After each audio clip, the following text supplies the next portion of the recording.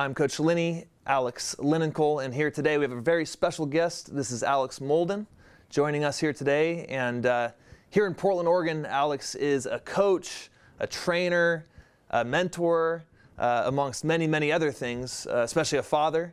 And we're going to learn from him today about today's recruiting process, his story, his journey into motivational speaking, and much more. So thank you for joining us, Alex. Thanks for having me. So why don't you tell us today about your playing career? Let's hear about where you came from and how you got to be where you are today. Yeah, for sure. So started off in Colorado Springs. I didn't play football, organized football, until 8th grade. I wanted to. I wanted to play earlier, but we didn't have the funds, and it was we just couldn't get it done. So, I started playing 8th grade. I didn't know anything about football. Actually, my first time kind of like learning was through a set of encyclopedias that we had, and so I kind of learned the different positions and what their job was, and just kind of took it from there. But played and was just I soaked it up. I loved everything about football. I love how you can develop yourself, you can get better, because football is so much about athleticism and strength and power. You can develop that in the off season, and so I really prided myself on working out, getting stronger, getting better conditioning, working on my speed. And I just kind of kept getting better, and ended up was highly recruited out of Colorado, and had a lot of schools calling me and ringing my doorbell and whatnot, and ended up going to the University of Oregon. It was at the time they were more at the bottom of the Pac-10. And that was okay by me. I never seen them play on TV ever before, never. But just the way that the coaches recruited me, they really sold me on what they could do for me. And academics first, and then on the football field. And I had a dream of starting as a freshman, and worked my butt off. And I had the red shirt, like I said. My football IQ was very low. But I learned a lot from guys who were older, and ended up starting as a redshirt freshman, and started all my years there, and prepared myself and did everything, from listening to older players, listening to coach and watching tons of film. I ended up blowing up my knee, which was a blessing in disguise. As a redshirt freshman, where I really learned how to run, how to jump, how to be more explosive, so to be more efficient, and also taught me how to watch film, because as a sophomore, I had to play with a big old brace on, and it was, I didn't have the same athleticism, so I had to find a way to still get the job done, and that I had to develop a higher IQ. So anyway. Was drafted in the first round of '96 draft by the New Orleans Saints by the 11th pick, and was with the Saints for 5 years. Played with the San Diego Chargers for 2. Funny fact: in my 6th year in that draft, we had Drew Brees with the second pick in the second round, and then we had LaDainian Tomlinson. So really? 2 Hall of Famers. Going to be future with Drew, but got a chance, and their lockers were right next to me. That's so and awesome. So got a chance to kind of mentor them and kind of tell them, the expectations of being a pro and what it takes to be a pro. And same thing that was happening to me with Anthony Newman. When I went to the Saints, it was his, I think, 8th or 9th year. I was a little green rookie, so he took me under his wing and taught me how to be a pro. So just sharing the knowledge. And then my last year, I was with the Redskins and the Detroit Lions, where I was with Joey Heisman, Harrington. Yeah. So I was with him in '03, and ended up retiring the next year. Yeah, I remember that season. I think I was 8th or 9th grade. Rolling through some good stuff. But it does kind of seem like it was just yesterday, though. Yeah, right. That season. But so, you battled through high school. battled through an injury, had success in college, got drafted in the first round, played an awesome NFL career, and now you're a parent, you're a coach, you're training, and then now you're doing this motivational speaking, right? And that's what caught my eye.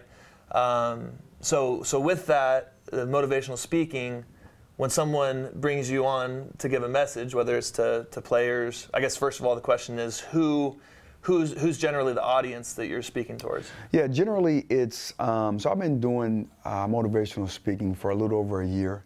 Most of it's been with Nike. So I've been at Nike for 11 years as a performance trainer.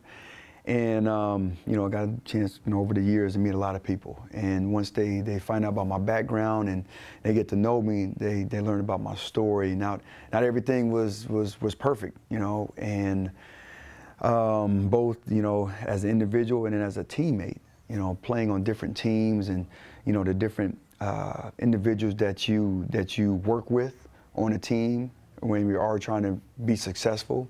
So, for the most part, it's been talking with different corporations or companies about how to make that that team, how to make that a tight unit, because you can only go as far as your team.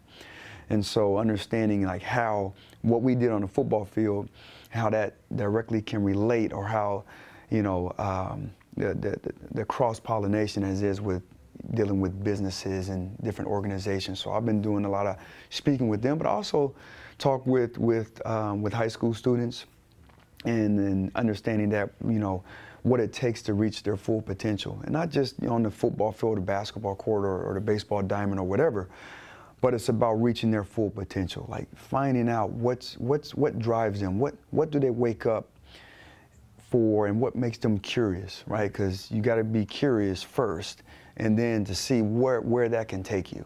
I was very curious at a young age, with football. I loved everything about it. I have a twin brother, and he was curious about art and how things work, how the radio, how does the TV work. And so we all have different paths, and my path took me towards playing football, and then indirectly, with performance. And my brother, his path took him another way, which now his dream job, I had my dream job with playing in the NFL, his dream job was working at Microsoft. And he just got that job about 6 months ago. So we all have different paths, and we all had mentors or coaches and that have kind of helped us through the way. So I'm kind of sharing that message with the youth. That's awesome. Very cool. Talk about a kid finding their passion. I thought that was really cool. You said finding their curiosity, right? Finding what that interest is. Yeah. And I just find that there's so many kids who are entrenched in football from a young age. They haven't had too much opportunity to find their passion, right? So, we talked for a moment earlier about your older son, Isaiah, and how, and he's currently a defensive tackle for Western Oregon University, and he played at West Linn. And is he your only big guy, on a side note? Yeah, he is. Yeah. So there's always one lineman. He's the outlier. Yeah. He's the outlier. My brother was smaller, played quarterback, and I came out a lineman, so I like to say there's one big guy in every family who's going to be a lineman.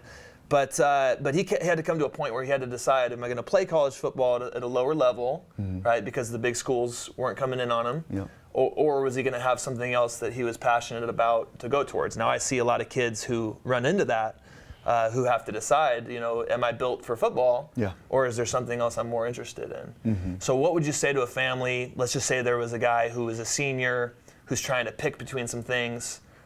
He doesn't have any big offers, and he has to decide, should I go play small college football, and weighing those options. Is there any advice you could give? I would say, you have to, take kind of get a pen and pad and start writing down the things that motivate you, that kind of drive you. For Isaiah, he loved the team aspect of football, and he loved the physicality and whatnot. And I told him, I said, look, you can only be able to play this game for so long. And the beauty about it is the you know, once football is over, you're not going to be able to hit anybody. You know, you're not going to be able to tackle anybody anymore. You know, so it's and being in that team environment, that true like team environment in terms of sport. So you know, if you want it, it's there for you.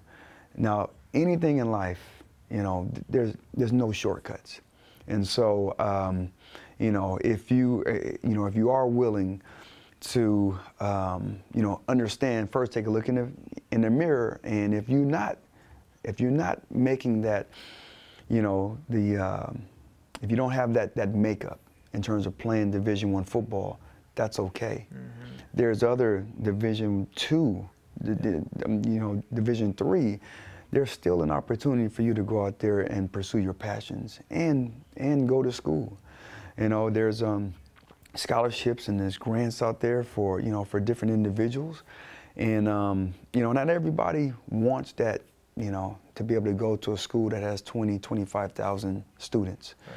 You know, Isaiah wasn't that guy. You know, he wanted to go, he loved that small, you know, that tight-knit community. Yeah. And so with Western, it was a perfect fit for him. Not for me, not for my wife, it was a perfect fit for him. Right. And I might just add that if you're a kid out there who goes the other direction and says, you know, I am deciding not to play college football even though I thought I was going to, my addition there would just be find that other passion, right? Just like Coach was saying, write down anything you're interested in, but find that curiosity, because I do see guys decide not to play football and now it's like they're on a giant vacation. You can't just go and now spend that time doing nothing. You need to have another hunger, right? Another passion to dive into. But so your next son has a little different story, right? He's a defensive back, a cornerback, currently at the University of Washington, and he had recruiting success from the get. I mean, he had offers and rankings and all that kind of stuff. So you kind of have a view just as a dad from two different perspectives. You know, a lineman going through under-recruited and picking from smaller schools, and then basically, I mean, he was a 4-star, right, Elijah? Yeah. Yeah. So 4-star with pick of the litter and all that. So when it comes to that level of recruiting, you know, you've got visits and official visits and 7-on-7 and training. You know, you got time with your team. What is your outlook, having been on both sides of that coin, on the process today? The process today is, it's now because of, you know, the different, you know, with technology, right? You got the huddle. I can create a highlight in less than an hour. Social media, I can get it out there in less than an hour. You know, it's the spotlight can be bigger on you, where, you know, in the late 80s, early 90s, you have to make a tape and you got to send that tape out to the different schools if they didn't know about you. But so it was, you know, for him, you know, he had a lot of schools. He started as a freshman, and he got his first offer from University of Oregon right after his freshman year, and then he, you know, he did really well, and you know, he had a lot of schools calling, and you know, different processes of when they can call, when they can't, and like I said, now you have to be mindful about what you're putting out there, you know, with social media, and you know, in our kids, we don't worry about that. They're pretty good, you know, but there's a lot of there's also a lot of distractions that are out there now, you know, with you know, the different I want to say you know, off season, like the 7-on-7s. That's great if it's used in the right way, right? 7-on-7, you balling out and doing great is not going to get you a scholarship. It's going to get you noticed. It's going to get you, you know, rankings and all that stuff if you do well. But yeah, there's coaches, they're not going to give scholarships because you did well in 7-on-7, because there's no pads, you're not hitting. You know, you're catching the ball, you're making reads and all that good stuff. So I would advise not to post any of your highlights from 7-on-7 and expect to get recruited. Yeah, absolutely. Elijah as a player, besides being strong and athletic, fast, right, what made him different from other guys he was, getting recruited against, other guys he's playing against, other guys you've seen before, and even yourself as a young player? You know what? I think his football IQ. His football IQ was off the charts. And at an early age, I had to talk with him and making him understand that he's a DB. You're a corner, and you can play running back. Everybody wants to play running back and get that, but understand that you are a corner. You're a DB, and I've being able to play at a at a high level in college and then play 8 years in the pros with different type of philosophies, different type of coaching skills, different drills and whatnot, and I kind of opened up the book for him, and and he wanted to get better. That was number one. I said, hey, I'm only going to work with you if you want to work. If you want to work, you say, Dad, let's go. I'm there for you. I'm not going to make you do anything. So, but his football IQ is off the charts, and his work ethic. He has a very he loves to work, and me being a dad, I want to make it tough. I want to make it tough for him. So when we worked, we didn't work in the best, when it was sunny outside. We worked 6 a.m. in the mornings. We worked when it was raining. That was the time that we can separate ourselves. So yeah, with his work ethic and his football IQ, and he's constantly wanting to get better. I think that's one of the things that separated him. Yeah. Guys, I really hope you picked some of that up right there, because you can apply all those things to yourself, right? Football IQ is monstrous. And I think, we were talking about it earlier, it's just a huge opportunity. If you take the 100 best guys at your position, I promise you the lower 50% is, there's a lot of ground left. There's a lot of meat on that bone for you to make room by being better at football IQ. And a lot of guys get down on themselves, or they're just scared to learn because they think there's so much stuff. And my message is always, a little bit at a time, chip away at it. I'm sure that Elijah started very young learning, but eventually you start to discover that there's only so many different things that can happen. There's only 11 guys on the field. That doesn't change, right? So that's a huge opportunity for you guys, improving yourself. Take every opportunity to learn. Elijah was lucky. His dad was a former NFL DB, right? But we're living in a world now where you guys can get out there and get help, right? There's a lot of people offering help, both online and in person. So get out there and find it, guys, because it's such a huge change that we both see in guys we work with once they figure out the X's and O's and playing the chess match within the game. So, Alex, if there's somebody out there, there's going to be a bunch of kids who are freshmen, sophomores, juniors, plus their parents, right? And you've been in the position of a player, you've been in the position of a coach, and as a parent, is there anything in particular you can think of, just an easy piece of advice for getting started in recruiting in just this early stage of their recruiting cycle? Yeah, I would say number one is just make sure every time you're on the field, that's your resume, okay? And playing football at a high level is the eye in the sky don't lie, okay? So when you can be able to, every time you're on the field, to understand like you're putting together a resume. Because you can talk, you can have, all the pretty shiny objects, but once a coach presses play, a good coach, he only needs to watch a minute, okay? And not all of them is going to be highlights. Okay, a good coach, just put in a game and then press play. And then that shows passion, that shows athleticism, but it also shows effort. And you got to be able to show those three things, I think, to be, to start the recruiting process. Now, you got to understand, like, grades is number one, all right? I've seen guys get shot down because of grades. That's the first thing they look at. Yeah. Grades, they also look at your social media and see what type of person you are, what type of character you have. But, on the field, just making sure, man, like the eye in the sky does not lie. It won't lie. And and then just making sure that you're doing everything you can to develop your body. Okay, we're late bloomers. A lot of us are. I was one, and I wanted to reach my full potential. And so I understand, like lifting weights and doing all the hard work. There are no shortcuts. There are no shortcuts. People are always looking for one, but there are no shortcuts out there. So just understand, like, it's a process. And it's better to jump in early as a freshman, a sophomore, and a junior. Because once you get to that senior year, and then now you understand, what I'm supposed to do to get recruited, you got to just,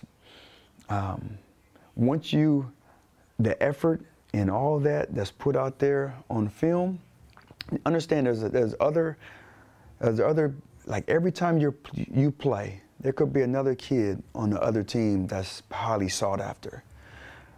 Coaches, when they come into the Portland area, when they talk, or any area, when they're talking to you, talking to a coach, they always end with, who else should we have our eye open for? Is there any other up-and-coming athletes or linemen, receivers, anybody else that can?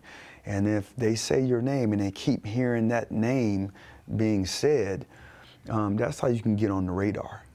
So, but what you put on the field or on the camera, that's number two. What you put in the classroom, number one.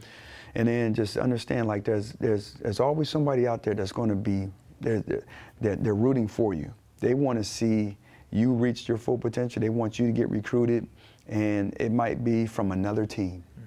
So. Yeah. All right. Well, so you're in the Portland area. Yep. I'm sure you do some traveling for what you're doing. How could somebody get a hold of you? How could somebody find you, whether they wanted to train or book you for speaking or whatever it may be? Gotcha. Yeah. So I'm on social media, just at Alex Molden. I have two websites. One is for performance training.